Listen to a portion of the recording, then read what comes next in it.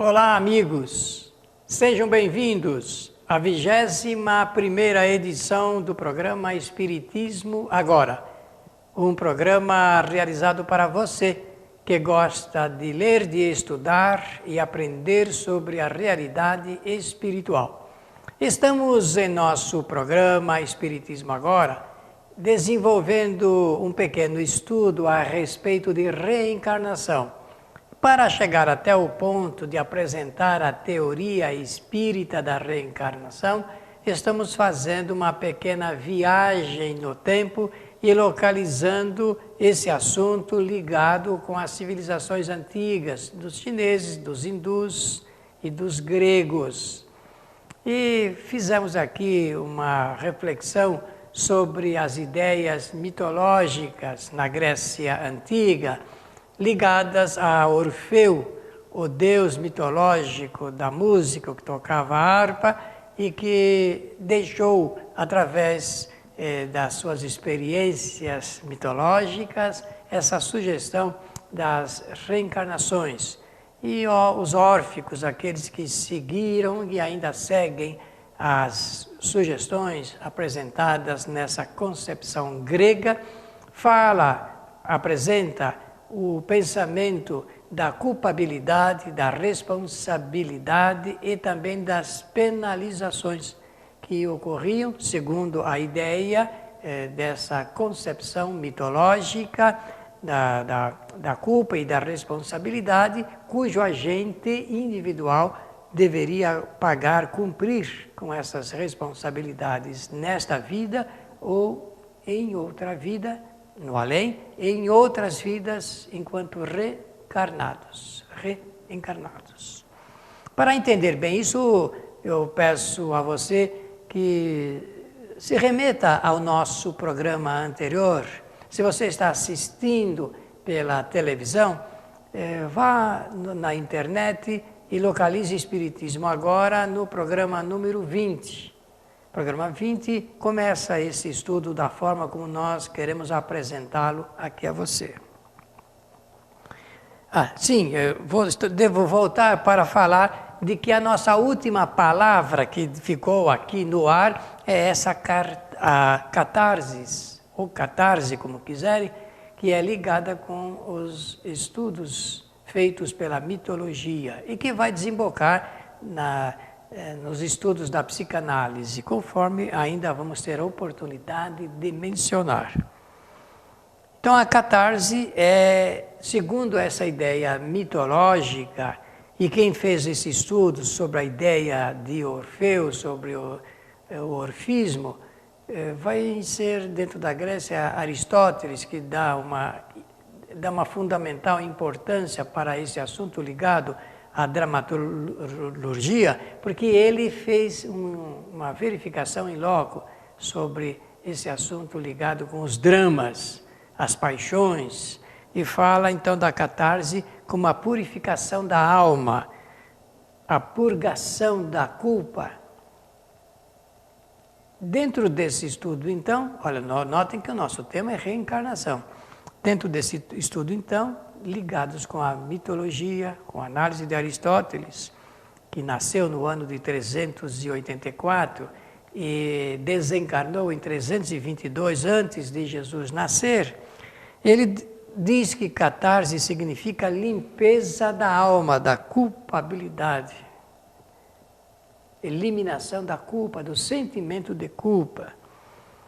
Começa em Aristóteles esse estudo feito posteriormente pela psicanálise, uma ciência da medicina da mente que examina o comportamento da psique e que faz sugestões para o saneamento dos grandes males da mente humana, no campo da ajuda para que o homem viva melhor, se sinta mais feliz.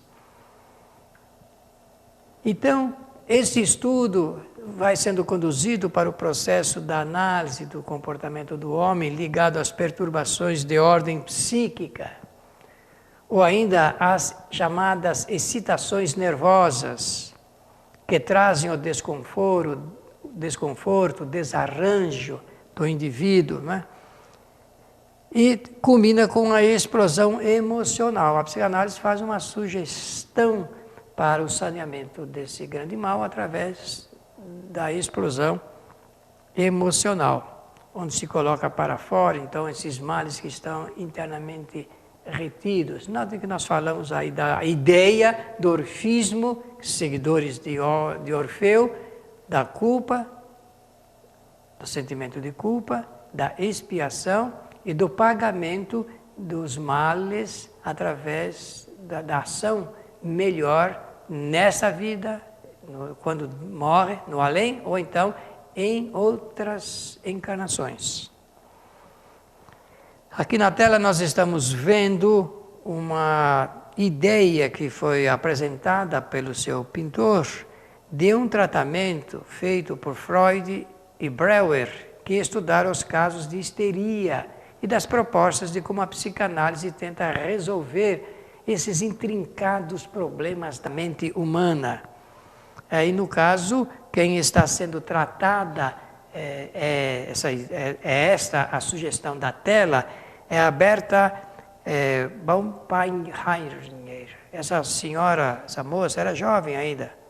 Ela sofria de histeria e foi tratada por Freud e o Breuer. A metodologia de ciência de Breuer, Joseph Breuer.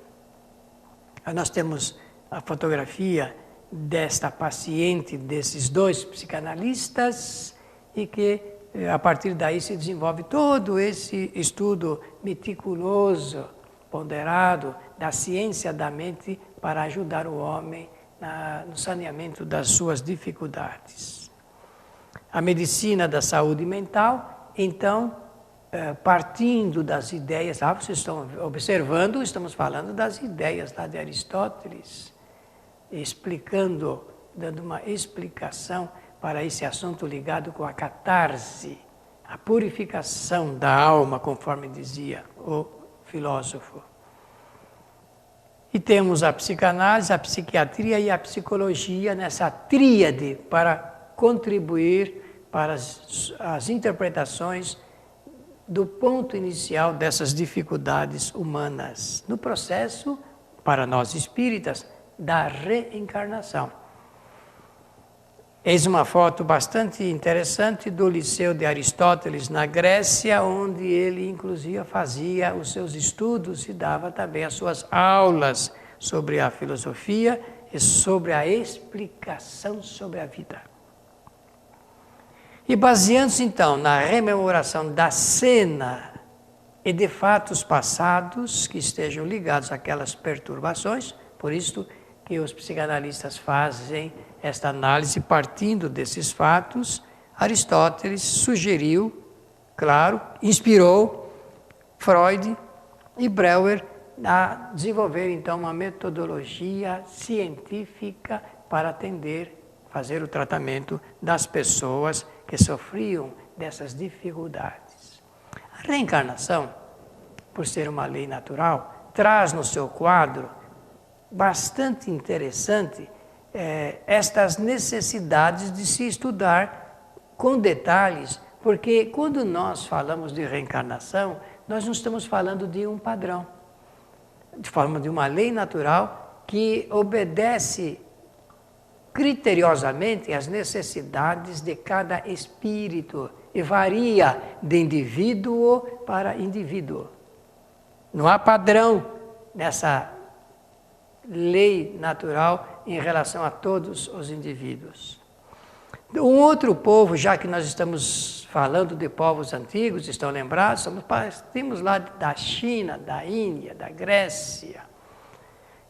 Podemos lembrar os celtas, também uma civilização bastante antiga.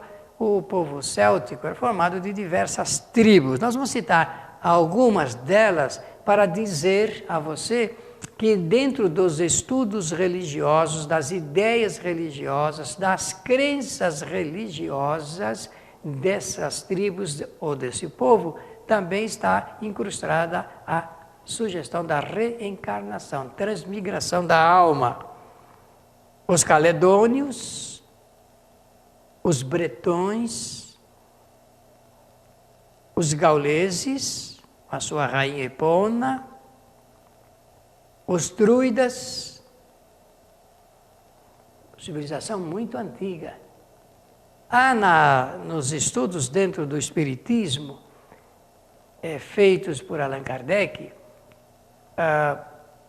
algumas informações que ele levou muito a sério e que escreveu dentro de vários números da Revista Espírita, que foi um jornal publicado por Allan Kardec a partir de 1858, na França, falando desse antigo povo, os druidas. Aliás, a sua vida se deu ali bem próximo da França. E também incluindo ele, Allan Kardec, em uma das suas reencarnações anteriores, como fazendo parte dessa civilização, da civilização dos druidas. E esse estudo é bastante interessante, bastante curioso, porque se trata de uma sociedade, de uma civilização, cuja cultura religiosa tem muito a oferecer com esses assuntos de ordem espiritual, inclusive esse que nós estamos mencionando aqui no nosso programa, que é a reencarnação, ou a transmigração da alma. Então esse assunto, ele é um assunto que vem acompanhando a nossa humanidade desde seus primórdios, não é um fato novo, não é um estudo novo. Agora adquire aí um foro diferente no processo da pesquisa, porque homens até mesmo não ligados a religião alguma fazem a exploração, a pesquisa, o exame, o estudo desse tema, até usando uma metodologia científica bastante peculiar.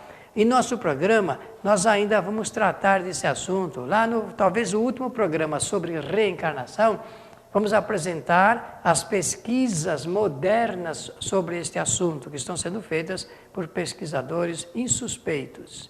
Agora nós vamos fazer um breve intervalo e voltaremos logo a seguir com o Espiritismo Agora para você. Apoio Cultural.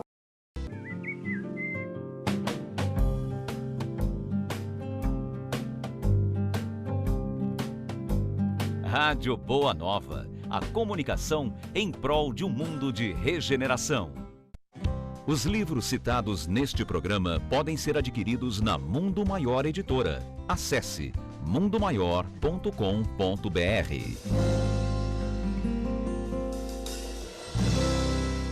Um simples gesto, um ato de enormes proporções. Um simples gesto é capaz de dar apoio, acolher, educar, alimentar.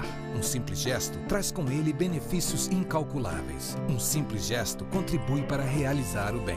Participe para que a rede social do bem possa aumentar a sua capacidade de multiplicar as suas ações sociais. Pratique isso na hora que você for pagar a sua próxima compra. Use o cartão de crédito exclusivo O Bem. Peça já o seu cartão. Ligue 0800 644 2273.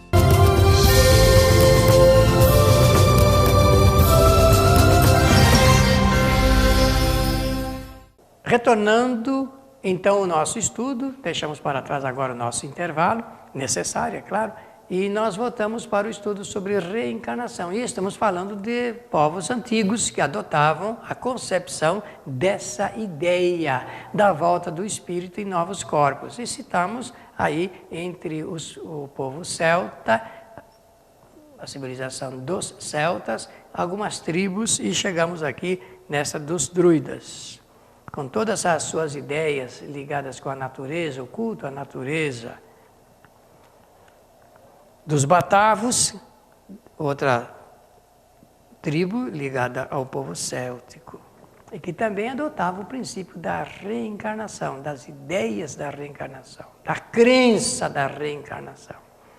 E chegamos em Roma, e podemos dizer que alguns destaques devem ser feitos, ou uns 3 talvez, para nos lembrarmos de que os romanos aceitavam a sugestão da reencarnação. Vamos lembrar então de Cícero, um grande orador romano, Marco Túlio Cícero. Dizem até que Cícero foi o maior de todos os oradores de Roma. Ele nasceu no ano de 106 e morreu, desencarnou, no ano de 43 antes da nossa era, portanto, antes de Jesus nascer. E Cícero trazia em todas as suas histórias, em todo o seu conhecimento, as narrativas da sua crença sobre a reencarnação. Portanto, aceitava a doutrina reencarnacionista. Da mesma forma, Públio Virgílio Marão, Virgílio, um poeta romano famosíssimo, né? Dos antigos, que nasceu no ano de 70 e morreu no ano de 19, antes da nossa época, da nossa era. Também aceitava a ideia sugestiva da reencarnação. Vamos lembrar de Orígenes, de Alexandria, que nasceu em 185 e morreu no ano de 254, depois da morte de Jesus. Depois do nascimento de Jesus, ou melhor dizendo. Ele ensinava abertamente a doutrina da reencarnação. Por esse fato mesmo, passou a ser perseguido em termos ideológicos. E como introduziu essa ideia dentro da própria religião, foi a igreja que afastou os estudos de Orígenes dentro das concepções doutrinárias, uma vez que ele ensinava abertamente a doutrina da reencarnação. Então agora nós vamos ingressar nesse estudo falando um pouco do Espiritismo. Vamos começar. No próximo programa ainda continuaremos falando um pouco de reencarnação. Como é que o Espiritismo esclarece, explica sobre esse tema? Vamos ver então como é que podemos colocar aqui em nosso programa Espiritismo Agora as ideias espíritas, genuinamente espíritas, sobre reencarnação. Vamos nos reportar à obra fundamental da doutrina, que é o Livro dos Espíritos. Naturalmente, você tem em sua casa o Livro dos Espíritos. Se você não tem, deve adquirir um exemplar para continuar os nossos estudos. Sempre que nós fazemos o programa, logo em seguida, procure ler o Livro dos Espíritos nas referências bibliográficas que nós fazemos aqui, nas indicações, porque desta forma vai ser mais fácil aprender em profundidade. Então, nós estamos mencionando o capítulo número 4 do Livro dos Espíritos. Pluralidade das existências. É assim que o Espiritismo usa para falar dialeticamente sobre reencarnação. A pluralidade das existências. Se você quiser um indicativo de uma pergunta, é a 330. Abra o Livro dos Espíritos na questão número 330. É uma de ordem prática, visto que as perguntas que Allan Kardec esboçou e fez e que submeteu aos espíritos superiores foram de ordem práticas. Então elas estavam dando já a noção de como o espírito ele organiza a sua reencarnação.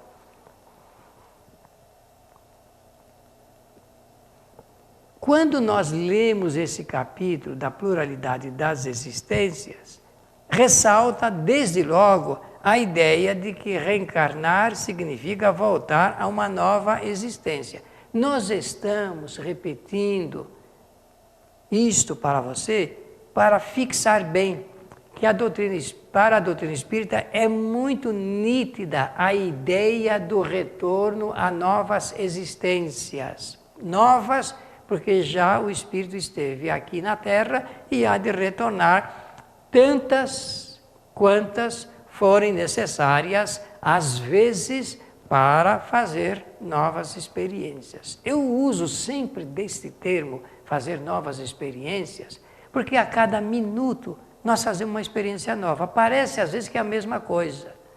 Pode ser até que tenhamos o mesmo procedimento, mas o pensamento do espírito em relação ao que ele faz vai modificando, vai alterando, vai evoluindo cada vez mais. A evolução é uma lei natural inexorável. Não há como impedi-la, não há como modificá-la. A única coisa que acontece é que o espírito obedece rigorosamente à lei e ele vai, então, através do que ele faz, do que ele materializa do ponto de vista aqui na Terra, ele vai aprendendo cada vez mais. Por isso que o Espiritismo adota a teoria, a ideia, a grande e sábia lição da reencarnação, que é a volta do espírito em um novo corpo para fazer novas experiências e aprender mais.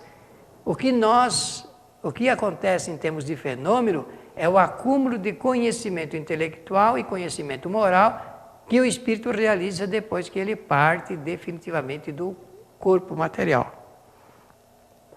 Então, aí a sugestão para a interpretação de reencarnar é voltar a uma nova existência em um novo corpo, depois de ter o espírito passado certo tempo em um estado chamado erraticidade. Algumas pessoas usam assim, depois de ter passado um tempo no plano espiritual, no mundo espiritual. Cada um tem uma maneira de explicar este assunto. No Espiritismo existe um estado que o espírito fica logo depois que ele deixa definitivamente o corpo material. Quando nós rompemos definitivamente as nossas ligações fluídicas com a matéria, nós entramos num estado novo. Esse estado chama-se erraticidade. Preste bem atenção, amigo espectador. O espírito não fica em um lugar, ele fica em um novo estado. No meio, obviamente, do ambiente em que ele viveu. É assim que o Espiritismo explica esse grande e majestoso fenômeno da desencarnação. Então, o estado chama-se erraticidade. E chama-se erraticidade porque o termo erraticidade é a qualidade do que é errático, do que não fica fixado, preso em um determinado lugar, visto que o espírito, usando do livre-arbítrio, ele pode locomover-se e ir para onde bem desejar, dependendo exclusivamente dos limites do grau da sua evolução. Está bem assim? Então, quando nós pensarmos em reencarnação à luz do conhecimento espírita, devemos pensar, é a volta do espírito em uma nova existência, em um corpo confeccionado exclusivamente para aquele momento histórico dele, espírito, e depois dele ter ficado um certo tempo em estado chamado erraticidade. Quando eu desencarnar, eu ficarei no estado errático. Por quanto tempo? Varia. Depende das situações, de várias situações, do merecimento e das necessidades de cada um, de cada espírito. Portanto, não existe um tempo, um único tempo, padronizado para todos os espíritos. Varia de semanas, de meses, de anos e de algumas centenas de anos. O grande fenômeno que provoca a reencarnação é este aqui, é a morte física. Morreu, entra no estado de erraticidade, fica nesse estado durante o tempo necessário, peculiarmente voltado para o espírito, e depois, então, retorna em um novo corpo. Sobre esse assunto, ligado com o retorno do espírito, nós teremos ainda oportunidade em nosso programa, em um dos programas futuros, de conversar um pouco de como acontece esse processo de atração magnética entre os espíritos para promover a reencarnação. Esse é um assunto de capital importância para nos confortar espiritualmente. Não é para desajustar, é para confortar espiritualmente.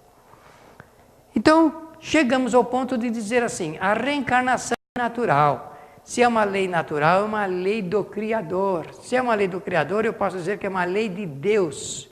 Sendo de Deus, eu posso também dizer que é uma lei divina, que se volta para atender ao grande projeto da vida, a fim de que os espíritos possam, cada um por si, realizar a sua evolução. Cada um de nós faz a sua evolução e faz do jeito e da maneira como sabe e de como pode. Porque tudo isso obedece à lei natural, chamada lei da reencarnação, da volta do espírito em um novo corpo para novas experiências. Nós vamos ter que dar essa parada agora para retornarmos em nosso próximo programa, porque nós vamos ter que mencionar da decorrência da reencarnação como lei natural, como é que acontecem os novos procedimentos.